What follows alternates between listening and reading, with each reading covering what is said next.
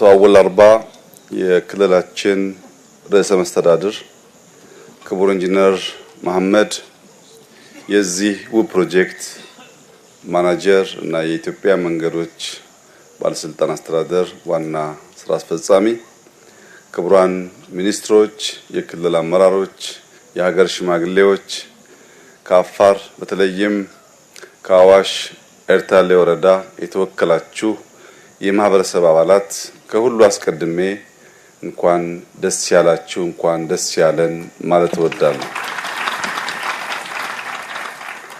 አፋር በታሪክ በተፈጥሮ በእጅጉ የታደለ ክልል ነው።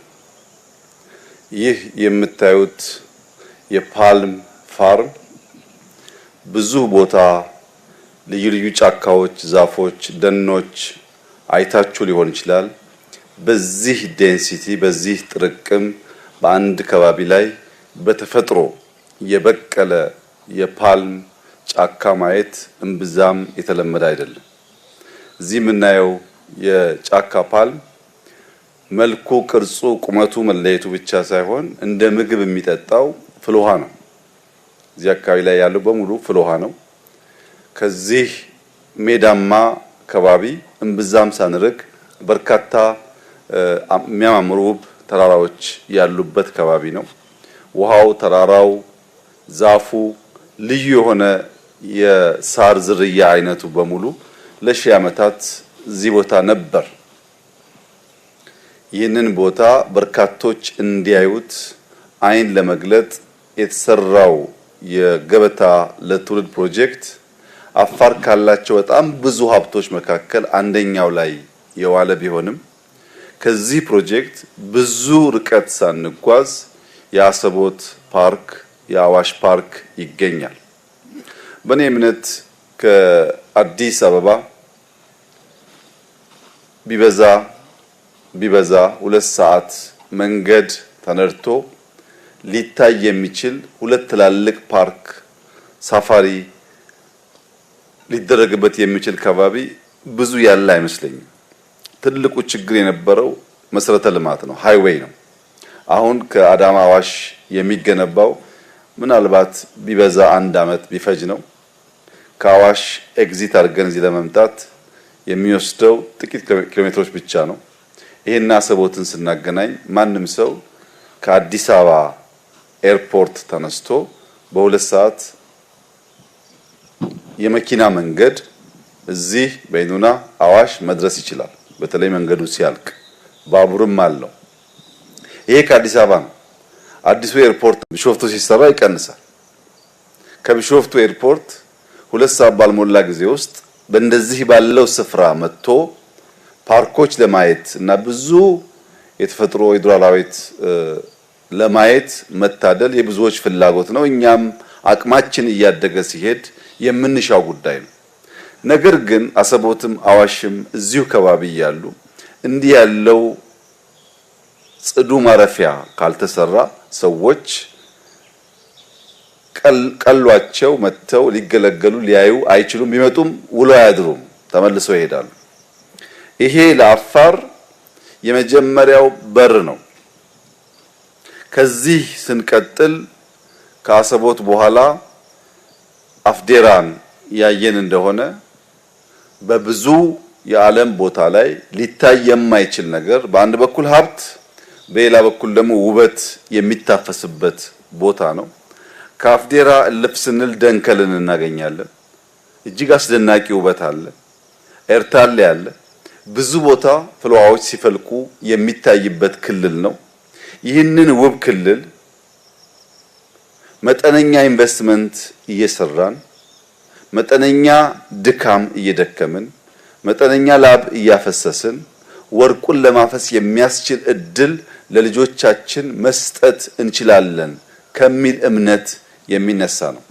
አፋር ምድሩ ብቻ ሳይሆን ሰውም በእጅጉ የተባረከ ነው። ሀገሩን የሚወድ ብርቱ ትጉህ ህዝብ ነው። ለዚህ ህዝብ እንዲህ ያለውን ስራ መስራት፣ አይን መግለጥ፣ የተፈጥሮን ጸጋና ውበት ማሳየት መቻል ለኛ እንደ ትልቅ እድል የሚወሰድ ነው። አፋሮች ስለ ትጋት፣ ስለ ብርታት፣ ስለ መስራት፣ ስለ አለመዘናጋት ብዙ ይናገራሉ።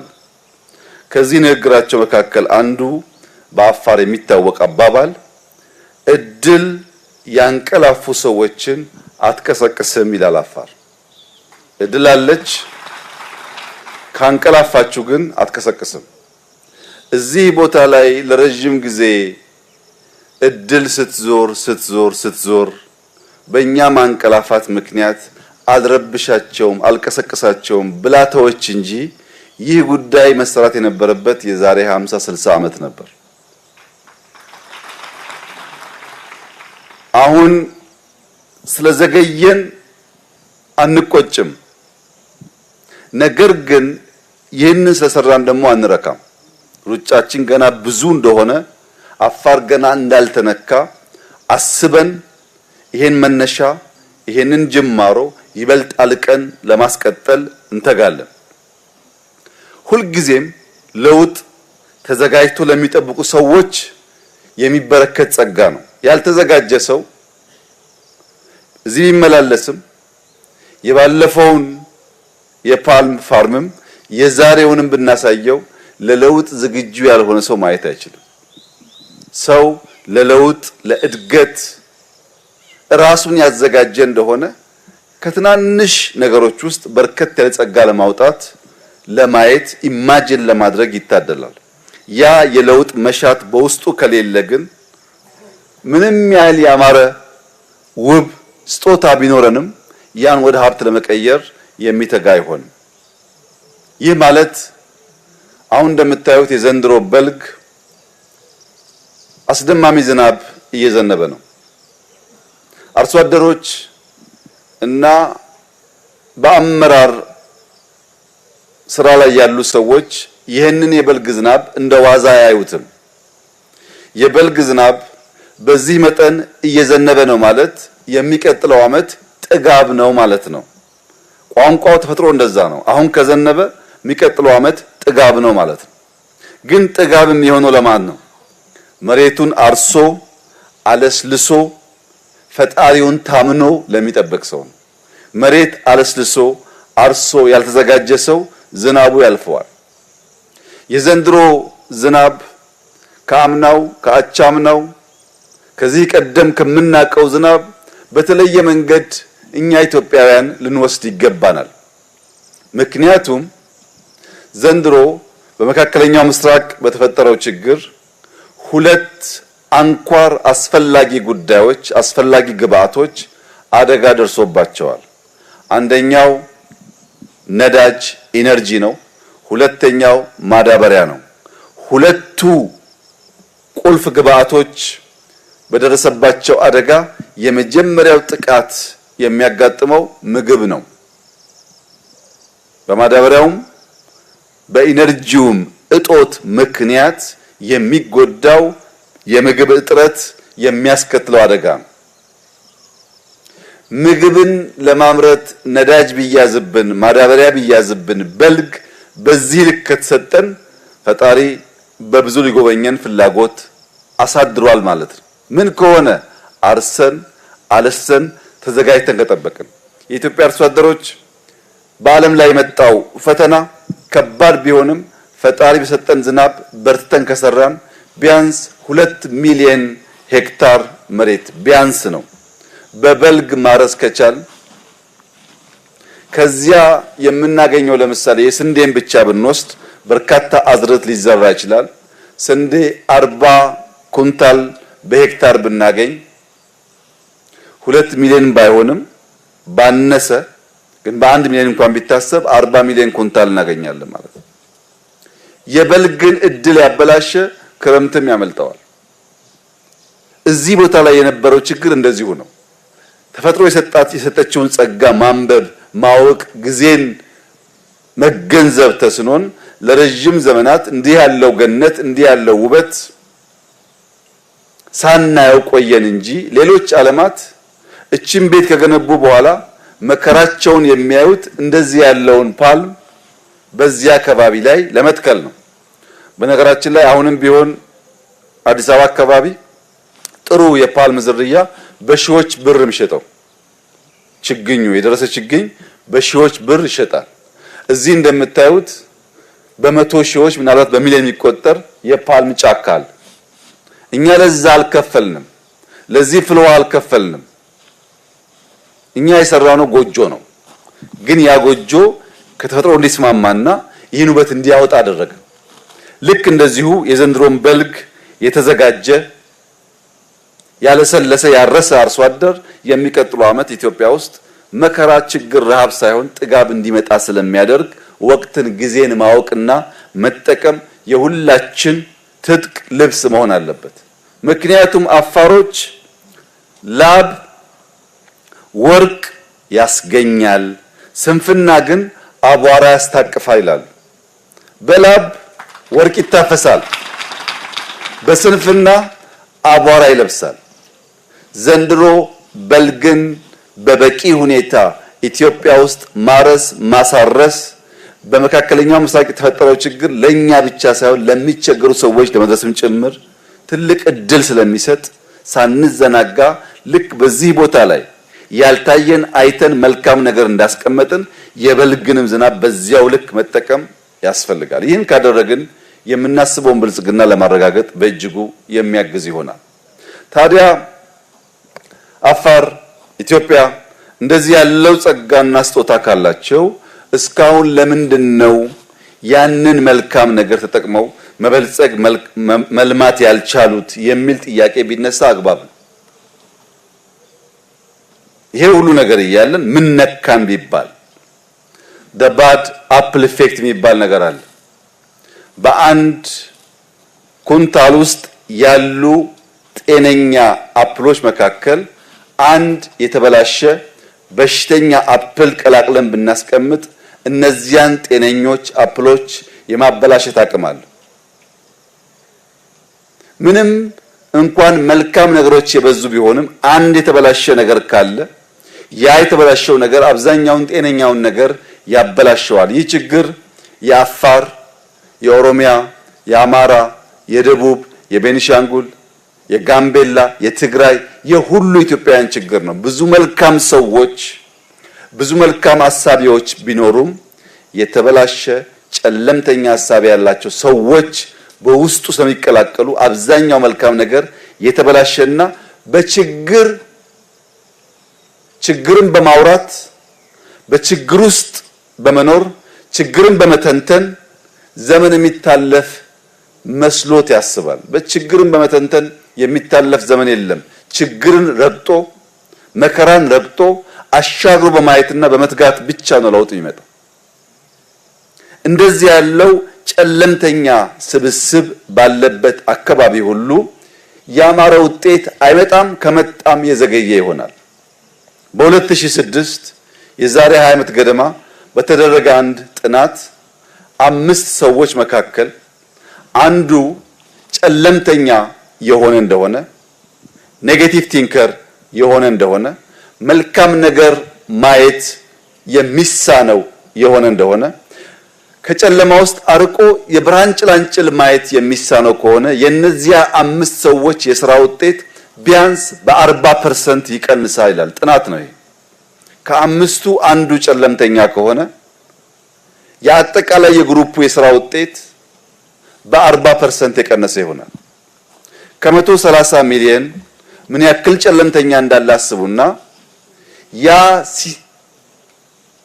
በጋራ በሚሆንበት ሰዓት አብዛኛው መልካም አሳቢ ቢሆንም ጥቂት ጨለምተኞች ካሉ ውጤቱ የዘገየ ይሆናል።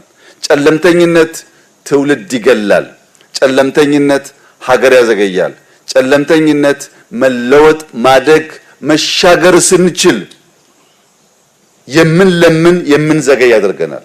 ከጨለምተኛ አስተሳሰብ፣ ካይቻልም አስተሳሰብ፣ ካይሳካልኝ አስተሳሰብ ወጥተን ውጤት ማምጣት ያስፈልጋል። ቅድም እንዳያችሁት የዛሬ 2-3 ዓመት እዚህ ቦታ ስንመጣ መንገድ አልነበረም። አስቸጋሪ ከባቢ ነው። ከመንገድ ራቅ ይላል እንዳያችሁት እና ሙቀቱ ከፍተኛ ነው። በማንኛውም መስፈርት በዚያ ጊዜ ይህ ቦታ አሁን ያለውን መልክ አሁን ያለውን ቅርጽ ይይዛል ብሎ መናገር በቀላሉ ሊታመን አይችልም። ሀጂ አወል ብቻ ሳይሆን በርካታ ሰዎች ይሄን ለማመን ይቸገራሉ። ነገር ግን ያያየነውን ለመኖር ያያየነውን ለማሳየት ያያየነውን ለማበራከት ባደረግነው ተከታታይ ጥረት ዛሬ በምንም መስፈርት ማንም ሰው ቸል ናቅ ሊያደርገው የማይችል መልካም ዘር በዚህ ስፍራ ተዘርቷል። ይህ ስፍራ ግን የተዘራው ዘር ማሳ መሆን እንዲችል ቅድም እንደተባለው 4፣ 5፣ 6 ቦታዎች አፋር ውስጥ መሰል ስራ ያስፈልጋል። እነዛ እየተሰሩ ሲሄዱ ፕራይቬት ሴክተር አይኑ ተገልጦ የክልሉ አመራር አይኑ ተገልጦ እያንዳንዱን ቦታ ሲሰራ አንድ ሰው አፋር ገብቶ ዛሬ አይወጣም፣ ሳምንት ይቆያል። ብዙ የሚያቆይ ነገር ስላለ ውብ ተፈጥሮ አለ፣ በጣም ደጋግ ህዝብ አለ። ሁሉ ቢጠፋ የግመል ወተት አለ፣ በከል አለ። ያን እየበሉ ሳምንት በደስታ መቆየት የሚቻልበት ክልል መፍጠር ይቻላል። ይህ እንዲሆን ጨለምተኝነት አይቻልም አይሳካም ከሚል መንፈስ መውጣት፣ አሁን ባለ ሁኔታ አለመታሰር፣ አሁን ባለ ችግር አለመታሰር፣ ከዚያ አልቆና አሻግሮ ማየት መቻል። ያንን ስናደርግ የምናስበውን የበለጸገች ኢትዮጵያ ለማየት ለልጆቻችን ለማስረከብ እድል እናገኛለን። ይህ ቦታ ኔሌ ፓም ሎጅ ለኩሪፍቱ ሪዞርት ተሰጥቷል። አቶ ታዲዮስ ሁላችሁም እንደምታውቁት ቱሪስት በመሳብ ለኢትዮጵያ ፈርቀዳጅ የሚባል ሰው ነው። እንዲህ ያለውን ተፈጥሮ በሚያገኝበት ሰዓት የወተር ፓርክ በመጨመር ሮሞች በመጨመር ብዙ ቱሪስቶች እንዲመጡ በማድረግ ከአዋሽ ጋር በማያያዝ ከበይኑና ጋር በማያያዝ ከአሰቦት ጋር በማያያዝ ትልቅ የቱሪስት መንደር እንዲሆን በራሱ በጓደኞቹ በሌሎቹም አካላት የበኩሉ ሚና እንደሚጫወት ምንም ጥርጥር የለው። ይህም ቦታ ሀጂ አወልና አቶ ታዲዮስ ማሰብ ያለባችሁ እንደ አዲስ ማሳ ነው። አዲስ ማሳ ሁለት ቁልፍ ነገሮች ያጋጥሙታል። በመታረሱ በመቆፈሩ ምክንያት የተዘራ ዘር አለ። ያ የተዘራ ዘር ከተንከባከብነው ፍሬያማ ሆኖ በብዙ ተባስቶ ሊመጣ ይችላል። በሌላ መንገድ ደግሞ ያ ማሳ ከዘሩ በፊት የለመደው አረም አለ። አረም ከአዲስ ማሳ ይነቀላል እንጂ አይጠፋም። በአዲስ ማሳ ዘር ይዘራል እንጂ እንክብካቤ ካላገኘ አይበቅልም። አረሙም አለ፣ ዘሩም አለ። ዘሩ አብቦና ተበራክቶ መልካም ፍሬ እንዲሰጥ ያ የተነቀለው አረም ተመልሶ መብቀል እንዳይችል መጠበቅ አለበት። ማሳው መኮትኮት አለበት፣ ውሃ ማግኘት አለበት።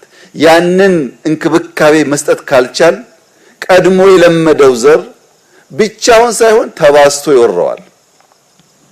ዘሩ ይበዛና አረሙ ይበዛና ዘሩ ያንሳል።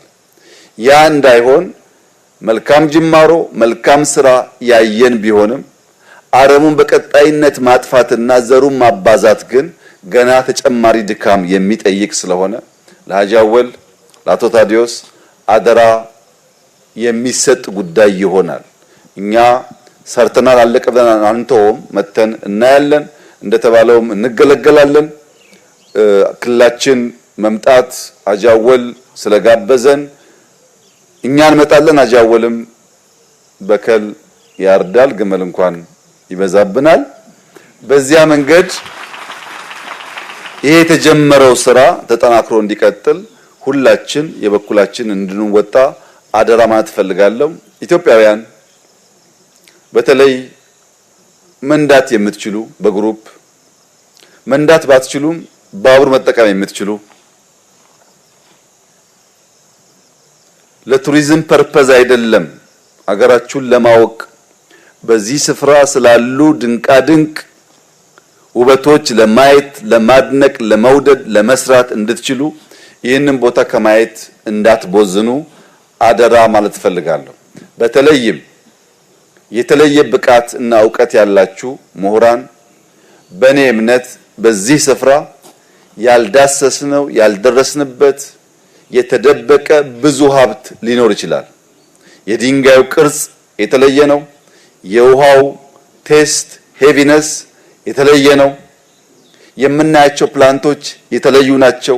ተጨማሪ ምርምር ተጨማሪ ጥናት ቢደረግ አዳዲስ ሀብት ሊወጣ ስለሚችል የምትመራመሩ ሰዎች መታችሁ እንድትመራመሩ፣ የምትማሩ ሰዎች መታችሁ እንድትማሩ፣ ማረፍ የምትሹ ሰዎች መታችሁ እንድታርፉ ሀገራችሁ እንድታዩ አደራ እያልኩ አፋር የኢትዮጵያ በረከት ነው። አፋር የኢትዮጵያ ጠባቂ ነው። አፋር የኢትዮጵያ ባላደራ ነው። ብዙ ሰጥታችኋል፣ ብዙ አድርጋችኋል። ላደረጋችሁት ሁሉ ኢትዮጵያም እኔም እናመሰግናለን። የቀረውን ያስቀራችሁትም ደግሞ በጋራ እናመጣለን። አመሰግናለሁ።